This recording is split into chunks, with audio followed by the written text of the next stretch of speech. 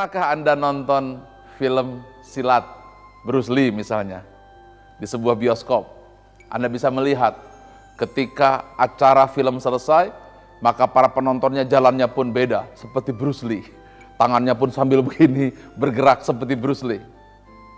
Begitu juga setelah kita nonton sepak bola, kita akan melihat bahwa penonton tersebut berjalan dengan gaya mirip pemain sepak bola tersebut. Sebaliknya begitu juga, kalau kita nonton film sedih, film Titanic misalnya, atau film-film lain yang menyentuh hati, kita melihat para penontonnya turun dari bioskop dengan wajah yang kuyu, air mata yang bercucuran, dan wajah yang kelihatan begitu sayu. Apa maknanya? Bahwa lingkungan mempengaruhi alam bawah sadar kita. Bahwa apa yang kita lihat sekali lagi, apa yang kita rasa sekali lagi, apa yang kita dengar, bahwa kita sedang melakukan programming, baik sadar atau tidak sadar. Bayangkan kalau kondisi ini sedang terus terbawa. Begitu putus cinta, lagunya lagu tentang patah hati. Begitu sedang patah asmara, lagunya tentang hidup yang tidak penuh arti. Bayangkan, kita akan bertambah frustasi. Bayangkan, lingkungan terus mendera kita, mempengaruhi kondisi emosi kita. Lantas apa solusinya? Bagaimana caranya? Kita harus punya obat untuk menetralisir.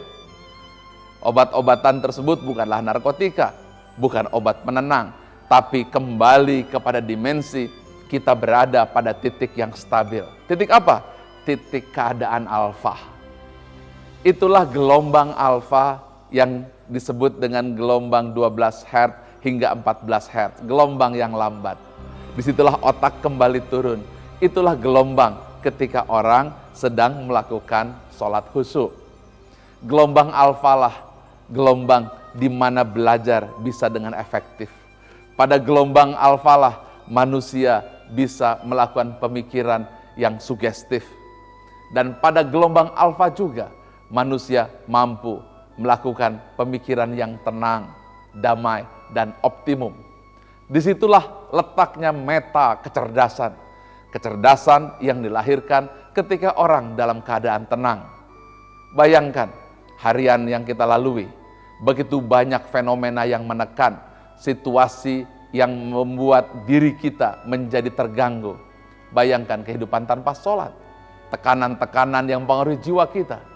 Kita harus mampu memiliki sebuah tools, sebuah perlengkapan yang membuat hati kita kembali dalam keadaan yang zero, kembali dalam keadaan alfa. Kita bayangkan apabila saya buatkan sebuah grafik, setelah sholat subuh kita kembali dalam keadaan yang tenang. Kemudian otak kita kembali naik ketika mulai bekerja. Jam 11, jam 12 begitu tinggi tekanan. Kemudian kita beristirahat, turun lagi setelah sholat zuhur. Kembali dalam gelombang alfa, berada pada fungsi otak optimum. Kemudian tekanan jam 2, jam 3 membuat naik lagi. Lalu diistirahatkan lagi gelombang otak kita ketika kita melakukan sholat asar.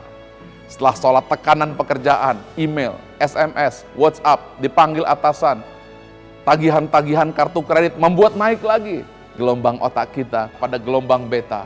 Lalu kita menunggu sholat maghrib, kembali lagi pada gelombang alfa.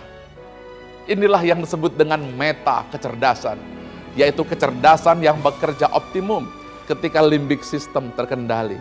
Ketika emosi dalam keadaan stabil, kita mampu menghitung dengan baik. Kita mampu berpikir dengan normal. Kita mampu membuat keputusan yang terbaik. Itulah sebabnya perintah sholat haruslah dalam keadaan yang khusyuk. Itulah sebabnya doa iftitah harus dilakukan.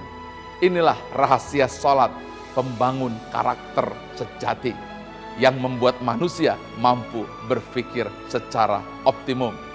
Lakukan sholat, jangan pernah tinggalkan, jangan merasa terpaksa. Ketika Anda dalam keadaan tertekan, pergilah sholat, karena sholat menjadi jawaban untuk kita. Assalamualaikum warahmatullahi wabarakatuh.